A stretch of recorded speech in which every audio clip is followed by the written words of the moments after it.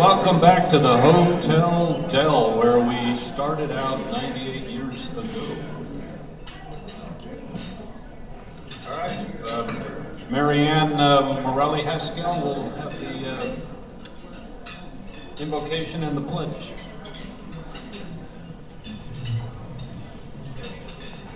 Please rise to join me for the invocation and pledge.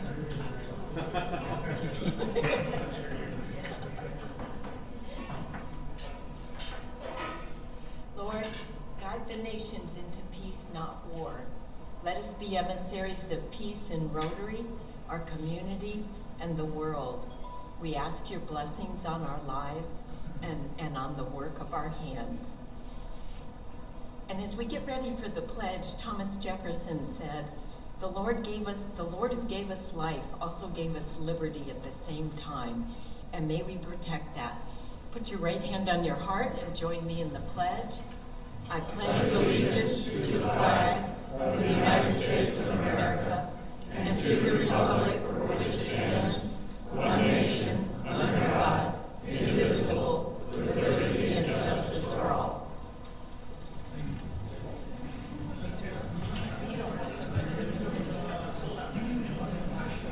All right, I'm not Dan Orr, past president, one each, but I do play him on TV occasionally.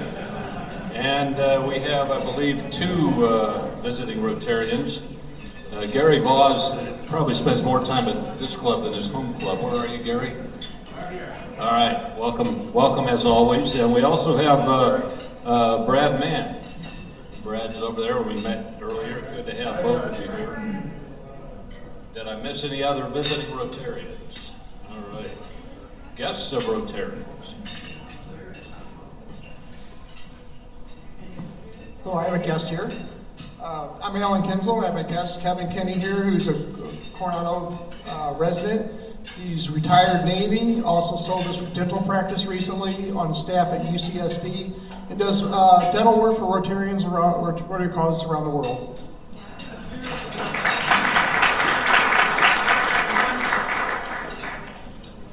President Rutherford, I have two special guests today. First of all, I have Paul Fierro. He is a chiropractor next door to me, and he's a special guest. And then I also have Kathy McDonald, who was my son's teacher for about 3 years. I don't know why it took him so long, but she's awesome. Thank you. President Bob, fellow Rotarians, my lovely wife Nancy is here. And my special guest today is Jerry Moss.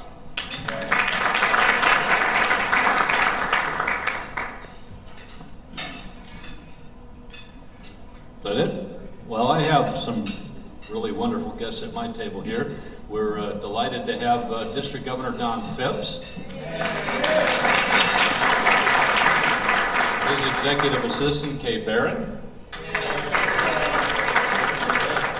future District Governor, Luis Carranza, and we have Chadwin Kretschmar. okay. And get a chance to talk to him because he's starting a Rotary Club from scratch. And he's got all the jobs. He is the board of directors. Welcome to all of you. Let's see, we have Red Badgers in attendance today. Jerry Brown, I think, has about one step left before we peel that off. All right. Suzanne Frantz, who had her first board meeting yesterday. Andrew Gay. Okay. Julie Roll, who you probably met coming in the door today. There we go. Brian Mather. There we go. Sarah Stillman. And at the front table, where I always find him, Joe Malloy. That keeps the electrons running.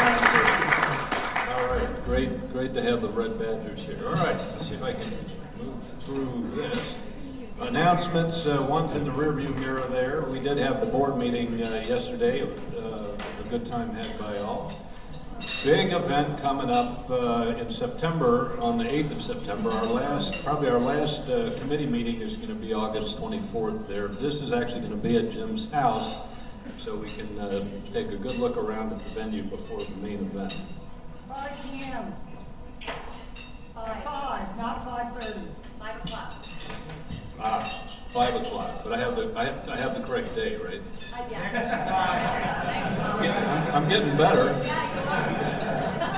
All right, I have two announcements from the floor before I move on.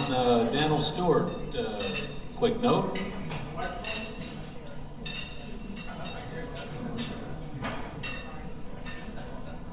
President Bob, fellow Rotarians, on your table is a little flyer, sort of a last minute notice.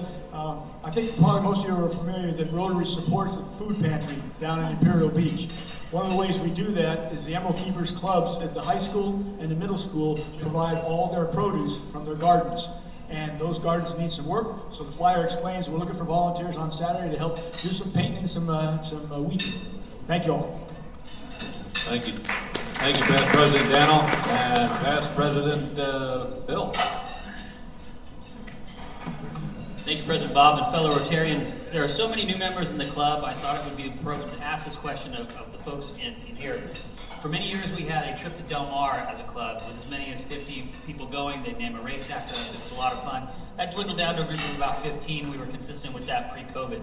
I'm curious, raise your hands either for the Bing Crosby meet in the fall or maybe before we close this meet at Del Mar. Is there anybody kind of interested at all in a Rotary outing to the horses, to the Del Mar racetrack? So I got 10 or 12. Okay, that's enough. So keep an eye on the Coritator and also for an email from the club on that. Second thing is, many of you longtime members will remember there was a informal meeting that happened at the Hotel Del Babcock and Story Bar about 11:30 before the regular meetings here at the hotel.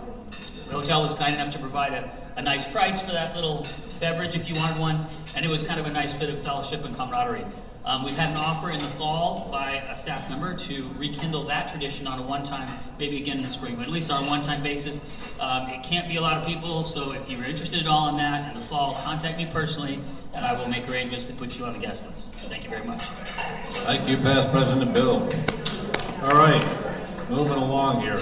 As you know, we have been watching with great somber feelings towards our brothers and sisters in Maui, and I'm posting the note from District Governor Don Fipps here. We are supporting this. I'm going to show you the link. We had a meeting yesterday at the board to debate different ways we could get funds quickly, and we all agreed that the way to do that is the way we're doing it right now, which is through the District 5000 portal. And I've sent that all out to you late last week, and it is here again. They have a QR code.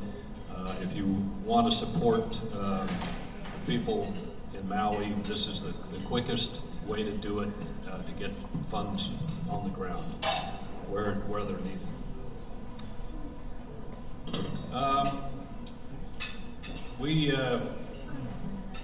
We had our monthly social, had a good time. We did some food collection there. This month's theme was spaghetti sauce, so that's in center stage there, a view of what we collected.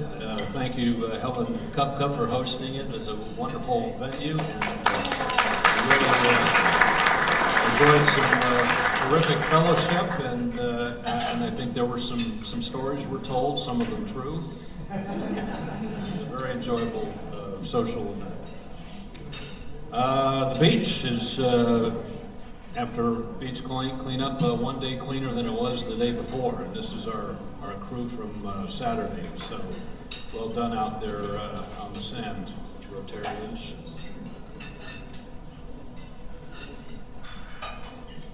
Quick service announcement, and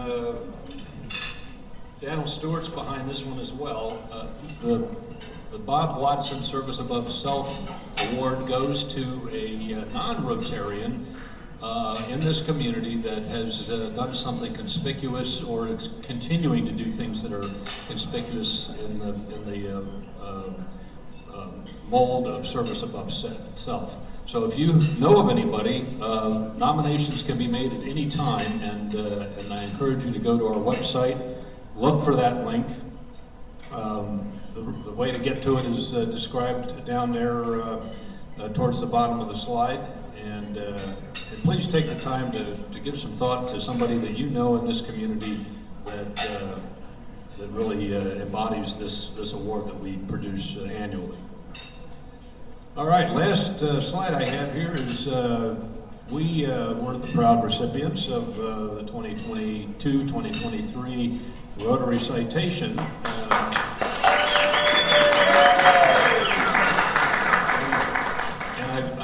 I cut and pasted this from a PDF file. It's supposed to say awarded to Rotary Club of Coronado, but my skills have failed me. But I think this is certainly a testament to our club, but it's also a testament to the great leadership that we had from Luann Miller this past year, because she's the one who put together the goals and managed those throughout the year and brought them across the goal line successfully, and so we're proud to have that. Okay, and now we are going to do something really cool and special, and that is we're going to award Paul Harris Fellows.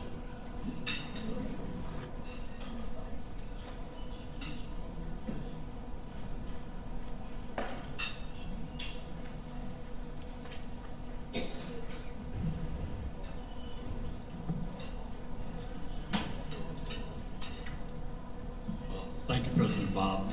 Bob asked me to put a few words together before we started, and I asked him what he wanted me to do, and he said, don't try to be insightful or cerebral or humorous, just be yourself.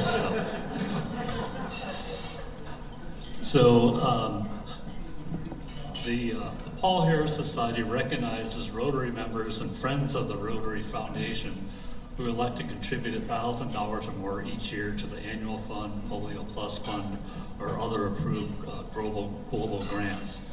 The purpose of the Paul Harris Society is to honor and thank individuals for their generous ongoing support of the Rotary Foundation.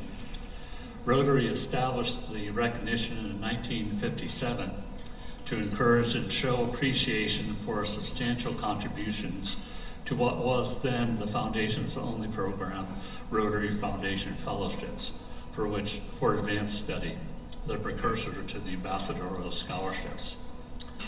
The first Paul Harris Fellows included past Rotary International Director Allison Brush, who served during the 1937 and 1938 Rotary year, and longtime Rotary International Treasurer Rufus Chapin.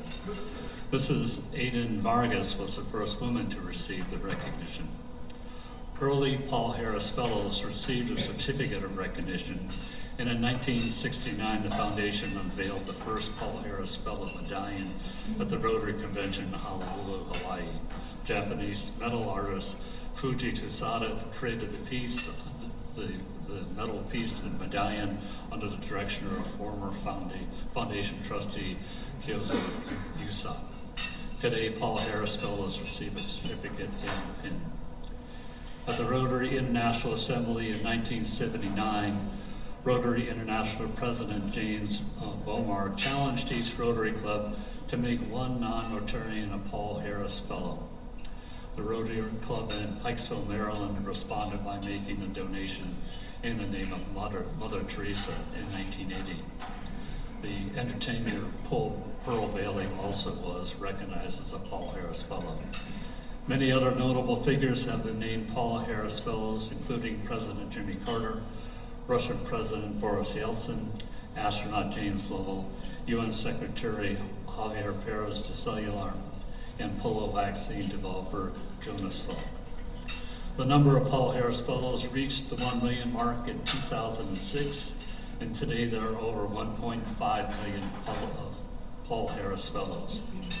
This year, the Rotary Club of Coronado had 21 members who qualified for Paul Harris Fellows, and we will formally recognize 11 of them today who were able to attend today's meeting. If when I call your name, if you just join us in front of the dais.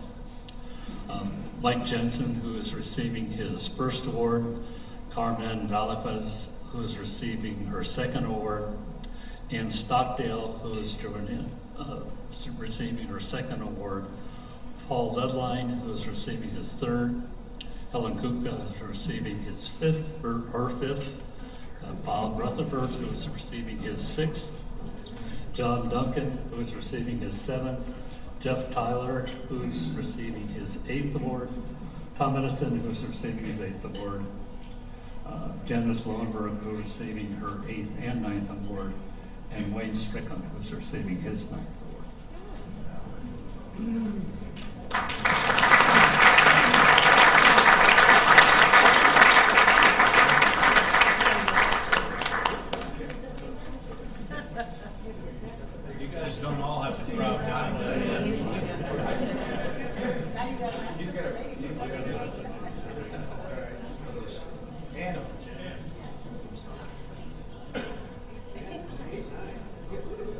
This will do it in batches.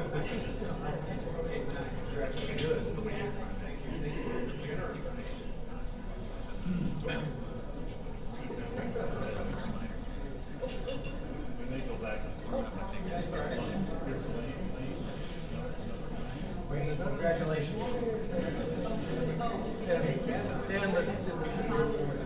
Oh, yes, yes, I love that.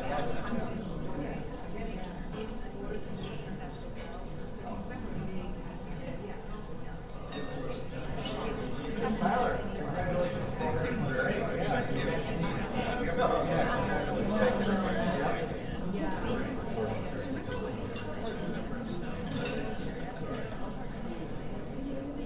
There's number 8 also for Janet. There's your 8. I'm just gonna take the knife. Just the We get them from Rotary International. number 8. Tom? Thank you. Congratulations. Yes. Thank you.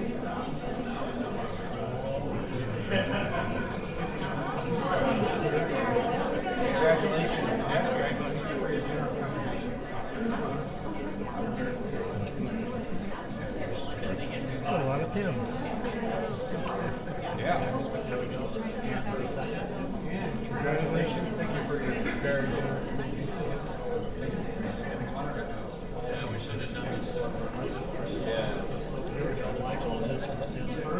Oh, well, his first plus. Oh, this is your first. Oh, yeah. All right. Yeah, my first. So you get a, you're getting a plaque and Carmen. certificate. Thank you. Thank you. Congratulations. Yeah, congratulations. And thank you for your generous contribution. John. Yeah, all right. Good to see you, Don.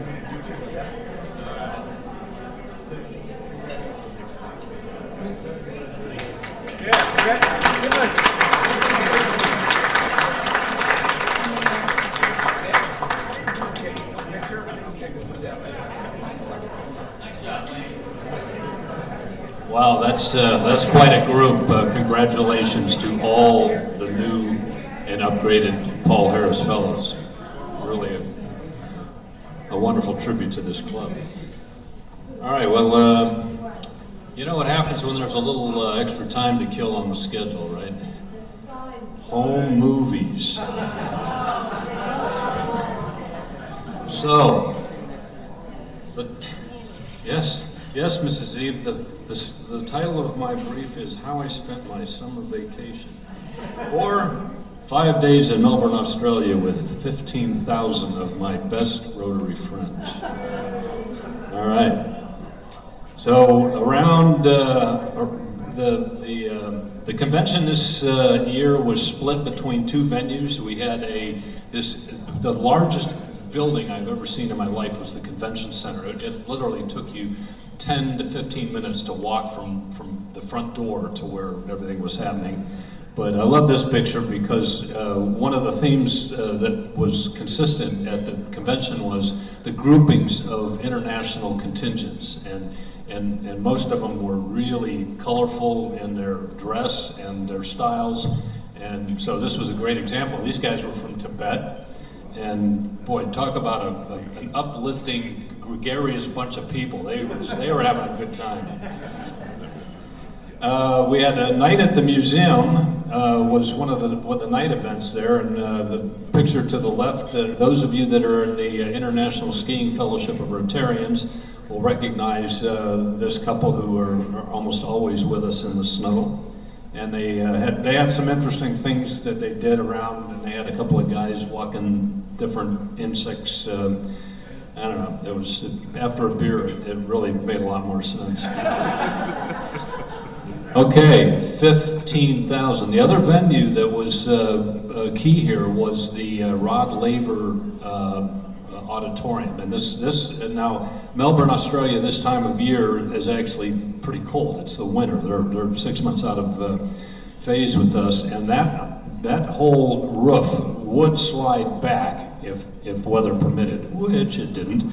But this is actually two pictures that I put side by side to kind of give you an idea of what 15,000 Rotarians look like when they're all under one roof. Really an amazing amount of energy. I mean, when things got kicked off there, it was you could just feel it. It was really special. And speaking of kickoff, so here it was. Of course, it was held in Australia, so we did the Australian national anthem. And we also did the Scottish national anthem because Gordon is or actually, I guess it was the Canadian national anthem. I misspoke because Jennifer Jones is a Canadian citizen, and so we did the host nation national anthem, Australia, and then Jennifer Jones to honor her, the Canadian national anthem. And one other thing I'll say about the kickoff, one of the most moving things I saw in this entire opening ceremony was the parade of flags. We had over 120 countries represented there that were actually had people there out of the, I think there's 140 or more countries in the world that have Rotary clubs, and almost all of them were represented there. And there were some interesting side-by-sides. For example, the flag of the People's Republic of China was paraded, and there was polite clapping. And then in alphabetical order, the flag of Taiwan was paraded, and the place went crazy for a couple of reasons. Because this group of Rotarians, they're not completely politically agnostic, was what I took away from that. And the Taiwanese contingent, when their flag was announced and their presence was announced, they all stood up en masse, and you knew exactly where they were. There were probably 40 of them there. In contrast, the Chinese, well, yeah, we saw the flag, but I don't know where they were. I know they were there somewhere, but there wasn't the fanfare. Same with Ukraine and Russia. So, the Russian Republic was paraded, and there was polite applause. And then when Ukraine was announced, and we have a member of the Rotary International Board of Directors who is a Ukrainian living in Ukraine. He was born there, and he's back there now, and he spoke, and it brought tears to everybody's eyes. And when Ukraine was announced, the entire 15,000 Rotarians went ballistic. It was just crazy thing. A lot of love there. So Jennifer Jones did come out to kick the thing off, and she's an amazing speaker.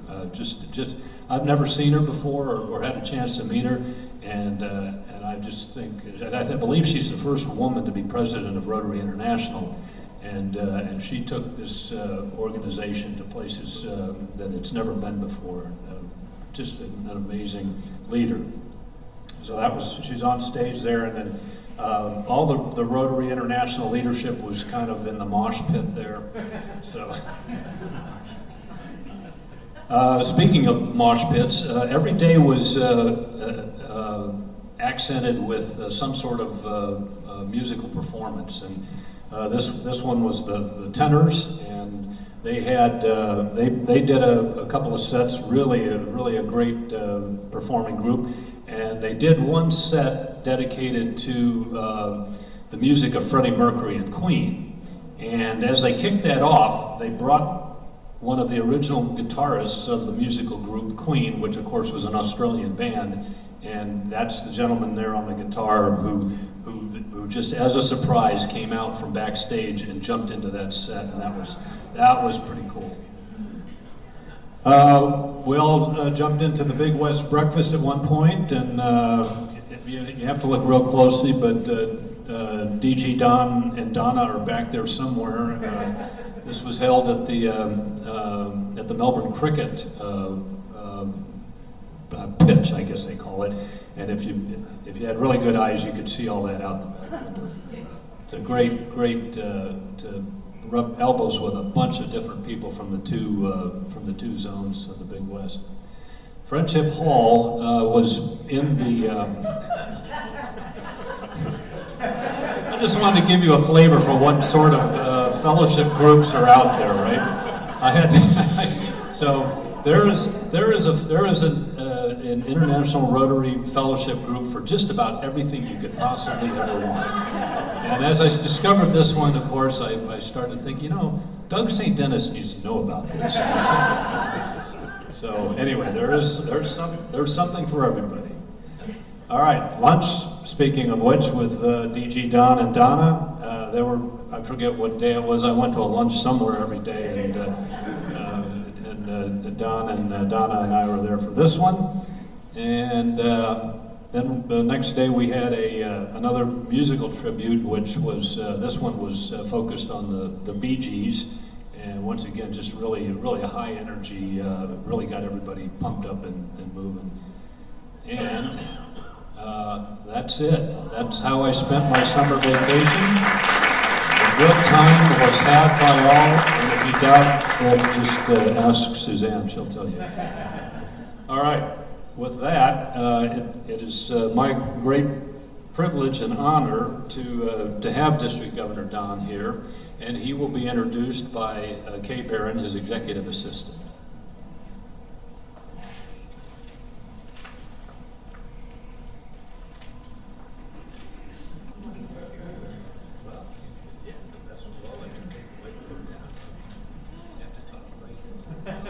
Can you hear me? Yes. I'm no pro. Thank you, President Bob. My name is Kay Barron, and I'm with the Point Loma Rotary Club, and it's my honor to join you today. Thank you for being so lovely. I'm here to introduce, let me give you my speech. I'll end with that. About a year and a half ago, as I was getting ready to retire, I got a phone call from Don Fipps. I knew who Don was from my days as an assistant governor, but I didn't really know him. It turned out Don was calling to ask if I'd be interested in being his chief aide. I really hadn't thought about what I was going to do with myself in retirement, had no grandchildren in the wings, so I thought, what the heck, why not? And I said yes. That was one of the best decisions I've ever made. Working with Don, I'm going to cry. Working with Don to help our 59 or 60 club presidents-elect prepare for their year as president and now to serve as your club presidents has kept me busy and has been a blast. And as I got to know Don better, I found out that he is not only warm and caring, but he is a team player. He is smart, awesome at anything IT, respectful of everyone he comes into contact with, and he knows everything there is to know about Rotary. But more than that, Don truly believes that Rotary can and does change lives. And he and his wife Donna have done so much for his Del Mar Rotary Club and for District 5340. Ladies and gentlemen, it is my pleasure to introduce to you our District 5340 Governor, Don Fipps, and Roseville.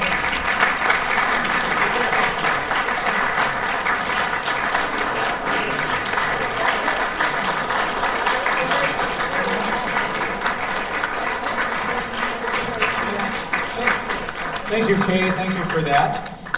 I have a little bit of business I need to do before I get into my prepared remarks. So I don't have to tell this club what a challenge coin is, right? Everybody here knows what a challenge coin? You are in Coronado, right? So I don't have to define what these are. Some people go, what is that? So I have 4 of these today. The first one goes to your club president, Bob Rutherford, because I promised them at Pets that they would get these. So come on up, Bob. So you can, on the coin is the new logo that I'm using for District 5340, and it's got the Marine jet and the aircraft carrier and Coronado Bridge. So thank you very much. Yes. Thank you very much. So I have 3 more to give out. And I have to say that the End Polio Now wine event that you have here every year, last year cleared $305,000. It put District 5340 at the top of the Big West. That's on top of better than all 29 other districts in the Big West. That is a very accomplishment. It's a very high accomplishment. So I have coins for the co-chairs. So I've got one for Chris Key, Kit Williams, and the gentleman's house to whom you have this at every year, Jim Coffin.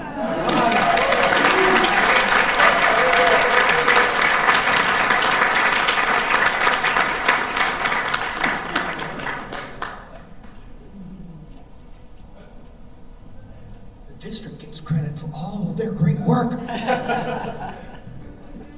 Thank you. Thank you. Come on in. So thank you very much. Most of all. Yes, thank you. I'm looking good. Our wonderful host. So yeah, give them another big round of applause.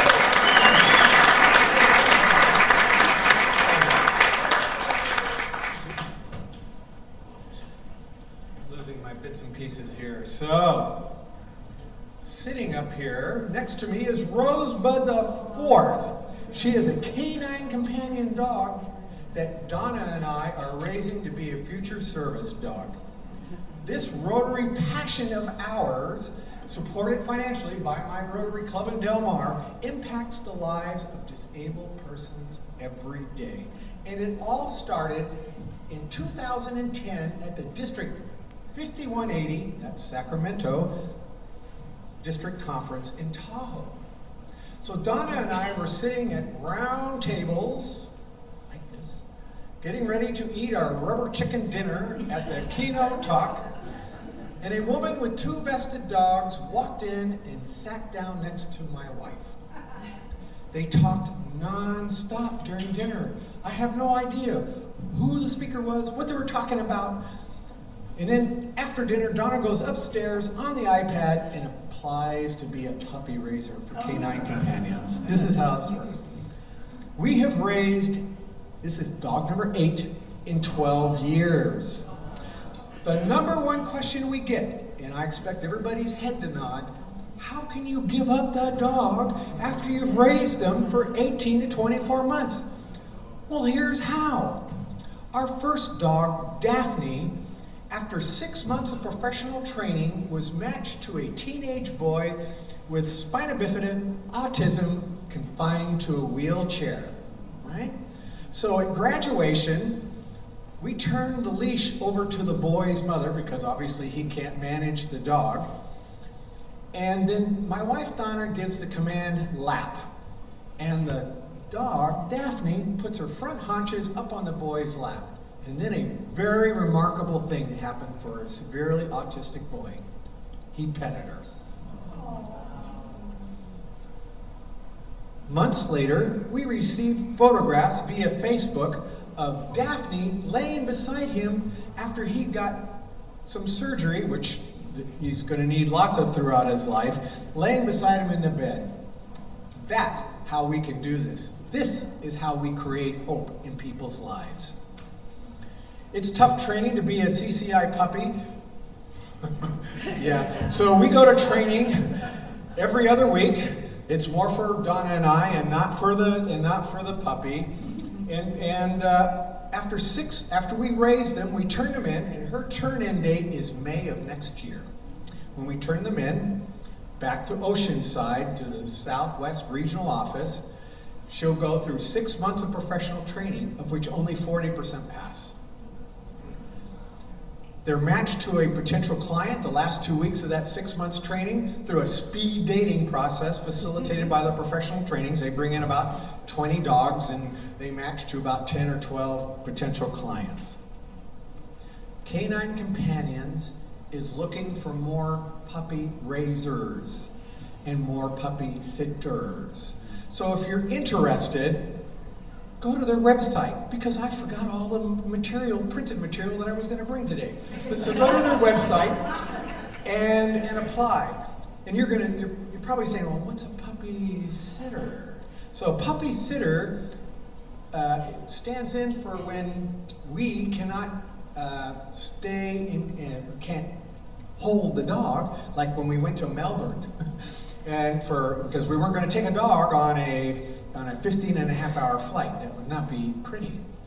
So they stay with puppy sitters, and they have to be specially trained and certified by Canine Companions. There's rules to deal with Canine Companion dogs. They can't go to dog parks. They don't go to dog beaches. You don't go run with them.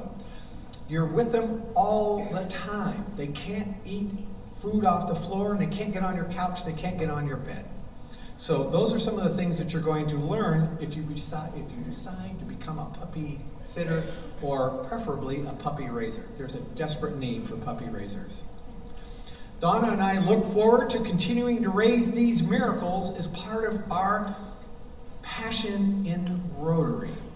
My ask of all of you is find your passion and bring it to Rotary and have Rotary support your passion. My journey in Rotary began in 1973 while attending Delano High School. Who knows where Delano is? Ooh, not very many people. North of Bakersfield in Kern County. That's good. You weren't tortured with that. So I was sitting in the Senior Wards Assembly, minding my own business, chit-chatting with my buds, and because we expected nothing to happen to us. And suddenly I heard my name called out, and I was stunned. I stood up and made my way to the floor, and there on the floor was the president of the Rotary Club of Delano with a $500 check. In today's money, that's about $2,900. But I used that money to go to Cal Poly San Luis Obispo. Back then, in 1973, it was $76 a quarter. That went a long ways, folks. So I enrolled at Cal Poly in biochemistry. I also enrolled in Army ROTC, not because I had any penchant for the Army. I just happened to be the benefit of very strong marketing by the ROTC unit when I wandered past their office. I also joined the Rose Float Parade committee, mostly to meet girls. I mean, I was 18 years old, and my wife joined it, my future wife at the time, joined it to meet boys. And so that's the 1974 Rose Parade float that we worked on. So very proud of that. So, then, as my money was running out, I had to find a way to finance my future, so I applied for an Army 3-year scholarship, ROTC scholarship, and was accepted. So then, because I had job potential when I got out of Cal Poly, Donna and I got married in December of 1975. And then I graduated in 1977 as a second lieutenant in the United States Army.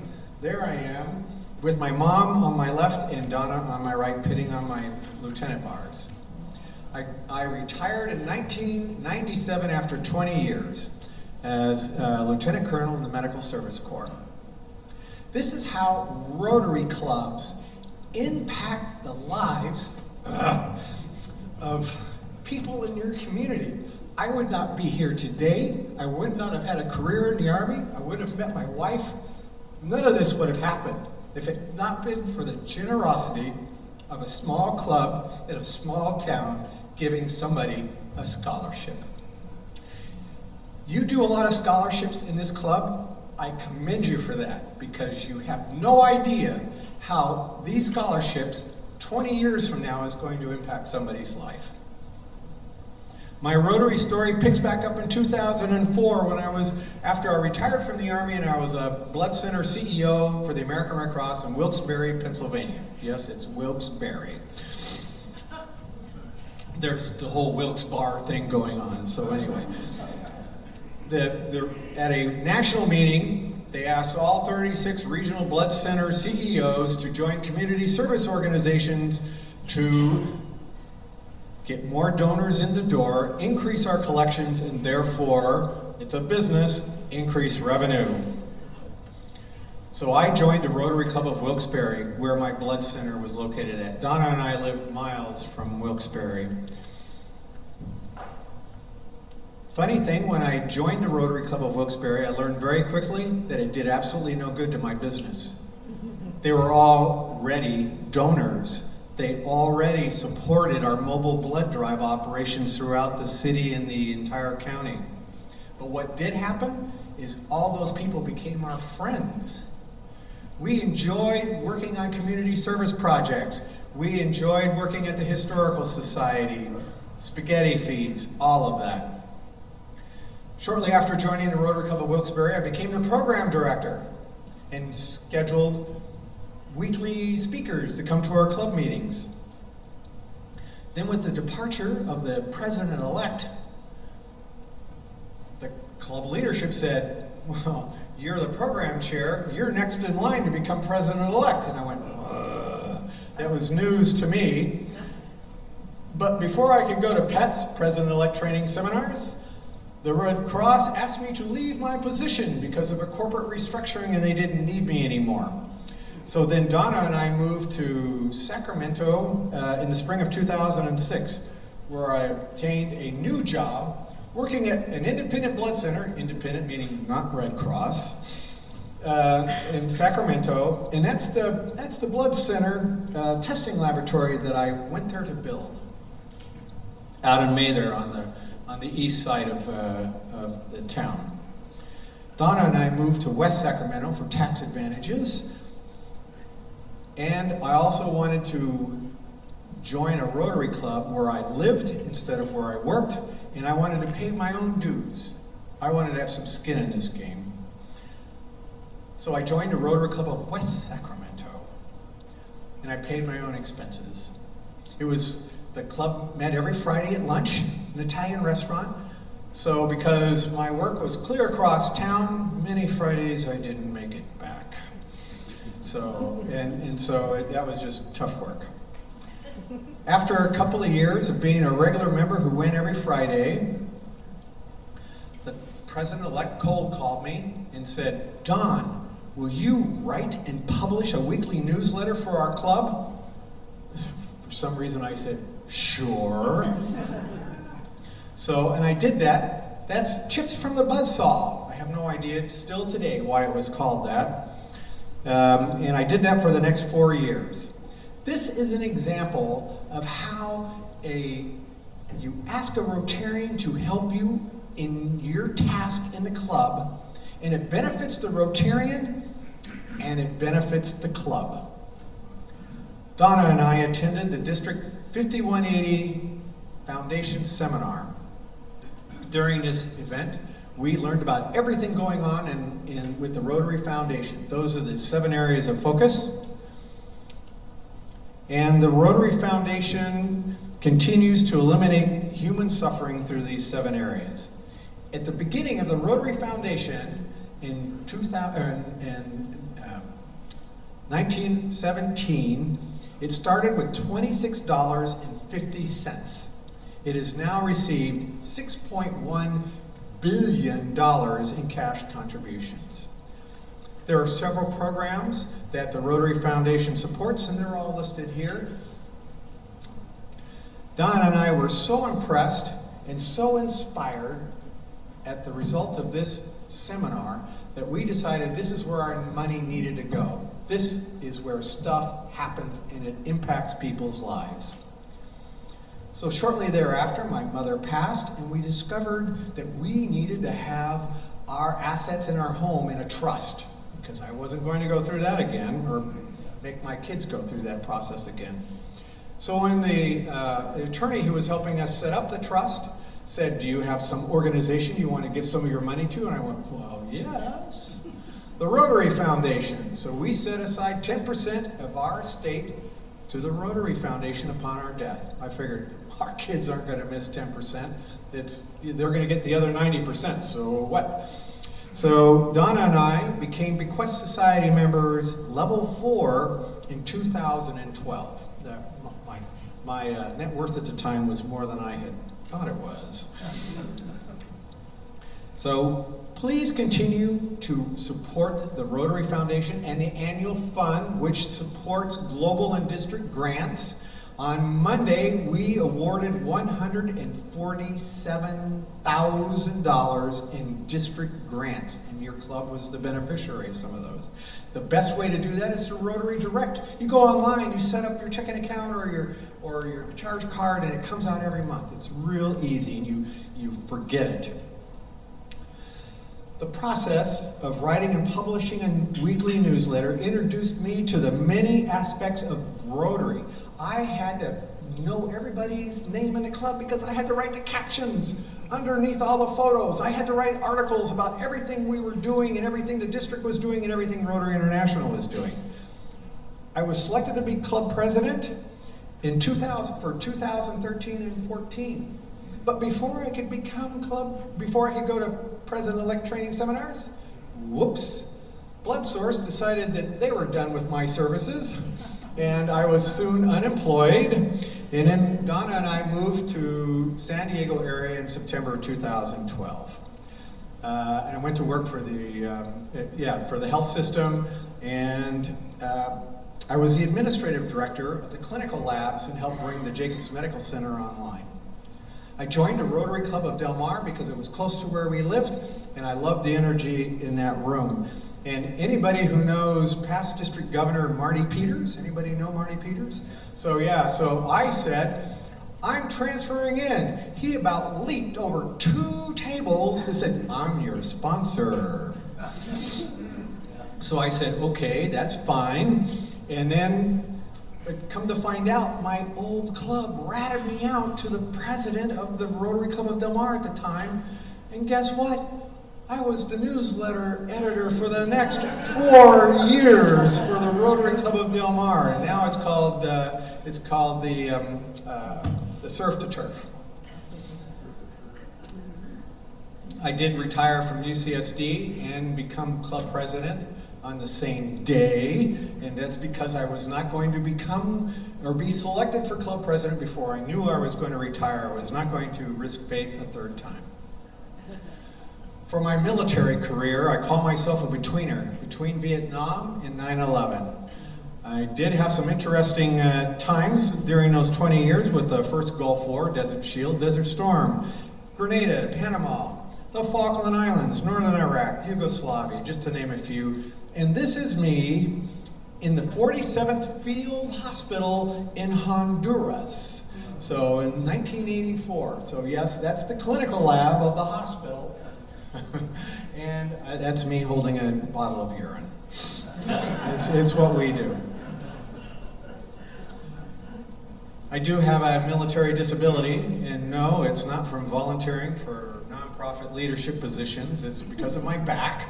I jumped out of perfectly good airplanes. I went through jungle school, and when I was in my late 30s, like I was in my 20s, and did a bunch of obstacle courses. I get outstanding care at the VA Medical Center here in San Diego.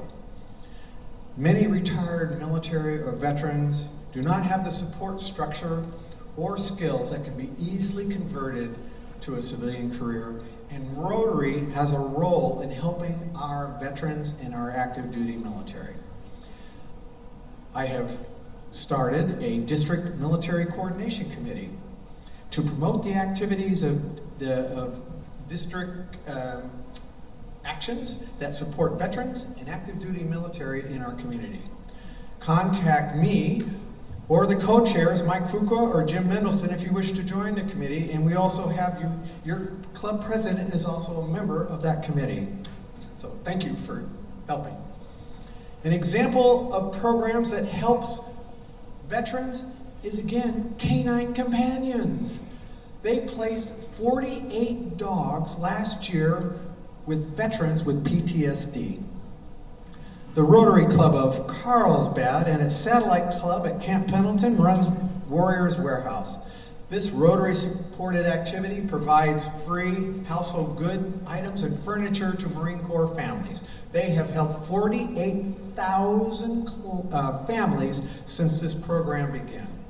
If you have gently used furniture, household good items, give them a call and they can make arrangements to come pick it up and provide it every Friday to Marine Corps families that are lining up outside that building every Friday morning.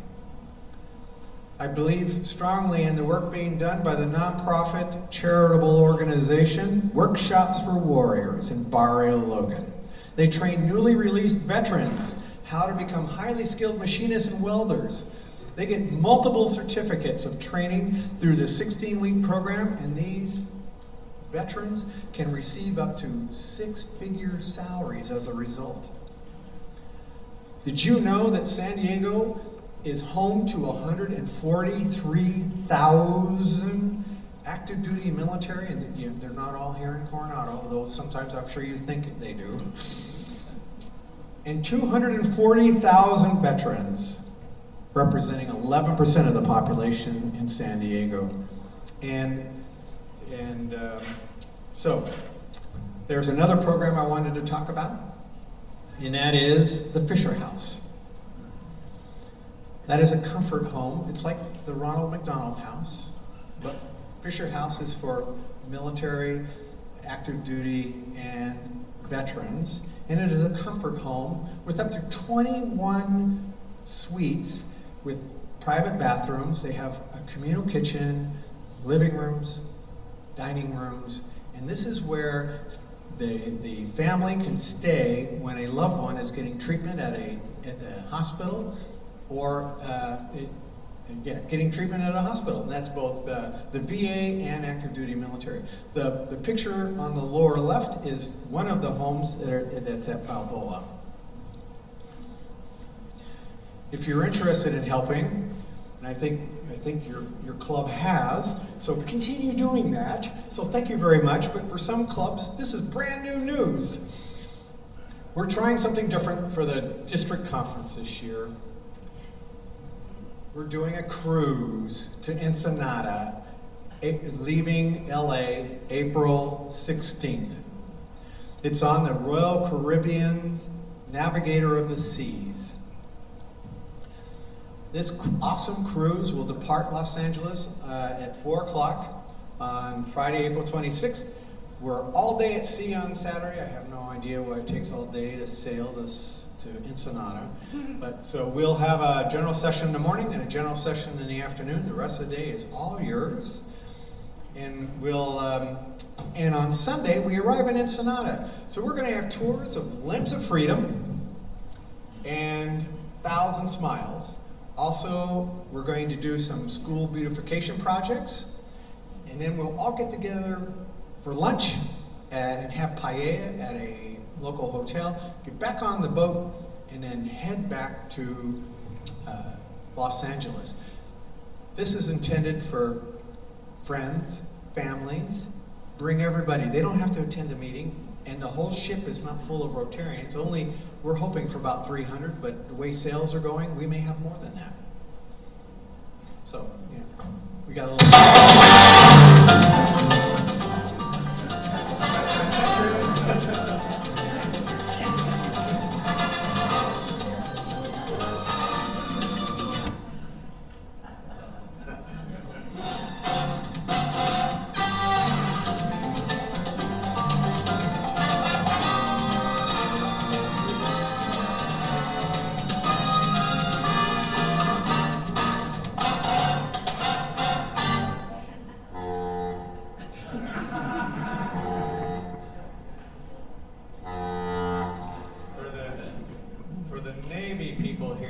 been told that 3 horns means you're backing up.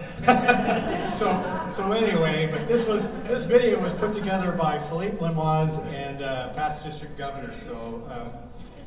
So in conclusion, Rotarians do activities every day to reduce human suffering and to make our communities a better place to live.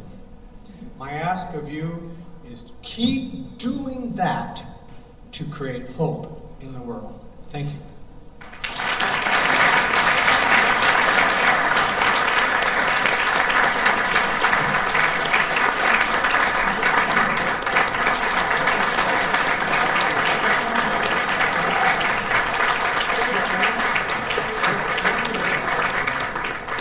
We have time for a couple of questions. I'll start with the first one, and that is, do you get to name the dog, or do they come pre-named? So they're named by canine companions. So every dog in the litter that she was born with all begin with R.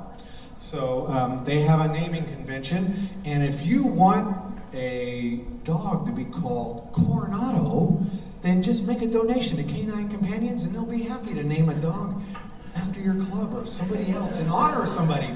That's how it works. Any other questions? Got to get that into the budget. Going? Oh. Well, how much is the, wait. How much? I was wondering how much the donation was. I don't know. I do know, though, if you want one of these dogs, the 60% that don't make it, and that's a 10 grand donation. Yeah, so as a puppy raiser, we have the right of first refusal. We're not going to take Rosebud back because my wife wants to start over next May with another 8-week-old puppy. So we used to be able to suggest where the dog goes to, but no longer because their development people say there's a lot of money involved in these, and we're going to get it back. So there you go. So you'll have to check online, Suzanne. I do not know. Okay. Any last ones? Well, District Governor Don, thank you, and Kay for coming to visit us. Thank you. And I have a Coronado Rotary coin to give you. It's made of a little lighter metal than the one you gave us.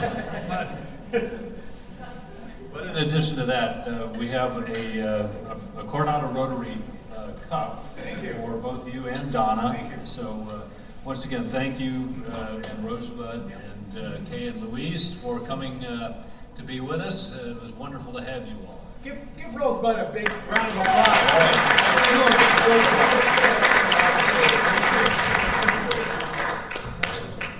Okay, team, next week we are back at the Coronado Yacht Club, and our speaker will be Dr. Russ Lowe, and his topic will be Ripples in Time, How the Early Chinese-American Experience Shaped the Greatest Generation Ever. Should be a very interesting chat.